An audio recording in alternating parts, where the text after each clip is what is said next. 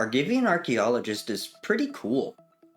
So this is the first card I've talked about that isn't from Alpha, and this is likely to be a shorter one, but maybe I'll come up with enough stuff to talk about. Argivian Archaeologist is a 1/1 human artificer that costs 1 and 2 white mana. You can pay 2 white mana and tap Argivian Archaeologist to return an artifact card from your graveyard to your hand. That's pretty good. Here's a little fun fact for you. The print run for Antiquities is reported to be about 15 million, which means there were around 6,700 copies of this particular card printed. If you combine Alpha's print run of 2.6 million with Beta's run of 7.3 and Unlimited's print run estimated to be around 35 million, there were roughly 22,000 copies of Black Lotus potentially running around. And sure, around 3 in every 4 Black Lotus had a white border, but if my bad math based on numbers I have no way of confirming is any indication, then there was almost a playset of Black Lotus floating around for every Argivian Archaeologist ever printed. That sure was a long fun fact just to say Argivian Archaeologist is pretty good with Black Lotus. At least at the time Antiquities was available. Probably not so good today. Although, you can use it with Core Tapper and Magistrate's Scepter to make infinite turns. All you need is 4 mana a turn. Tap and sack the Core Tapper for 3 charge counters onto the Magistrate's Scepter, then remove those counters to take another turn. Pay 2 white mana to get the Core Tapper back, and then cast the Core Tapper. Then you pass the turn to yourself, and you do it again. And then you do it again, and you do it again. 3 card combos are so good and super consistent, especially in Commander. Anyways, that's pretty interesting.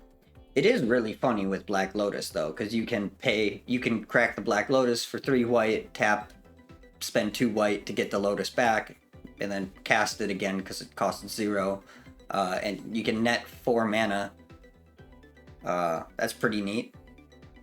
Joking aside, I really do find Argivian Archaeologist strangely compelling. I don't think it's that strong or anything. It's a 1/1 and Prodigal Sorcerer and Royal Assassin are running around like crazy at the time that this was, something that you might occasionally see. Plus, like, all the most efficient removal you've ever seen is also in the environment, so it's not like it was strong even then. But there's something so interesting about this design. Despite the environment it's in containing some pretty good artifacts, there still isn't a whole lot you can really do with this. It also requires 2 white mana to cast and to use the ability, which isn't a deal breaker, obviously, but it does kind of prevent it from being breakable.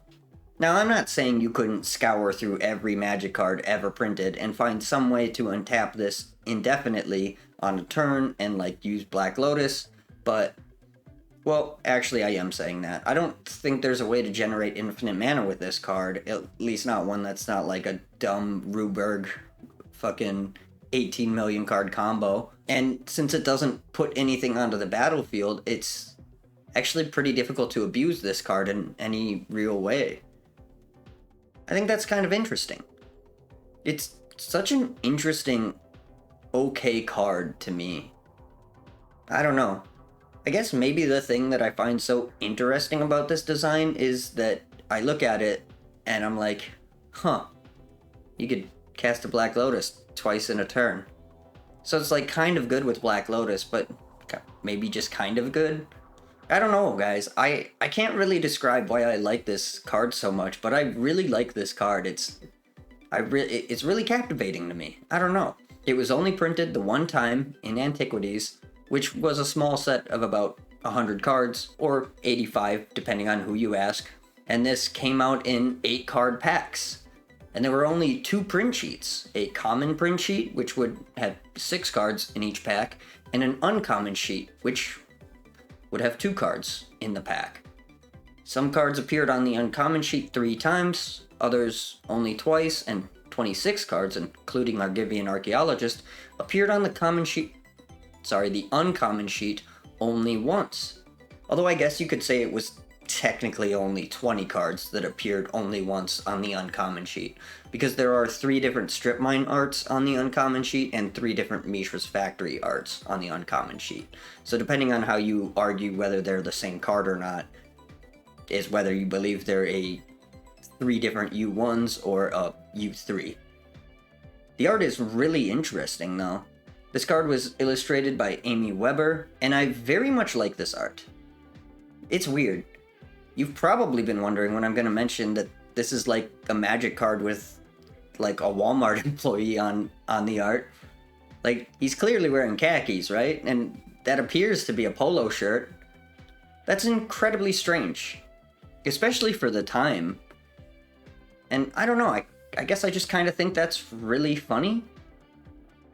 I don't know. There's something so alien and weird about this card that it just kind of draws me in. I can't really describe why I'm so fascinated by this card, even though I've spent the entire video trying. It's weird, and I know that. But I do really like the art.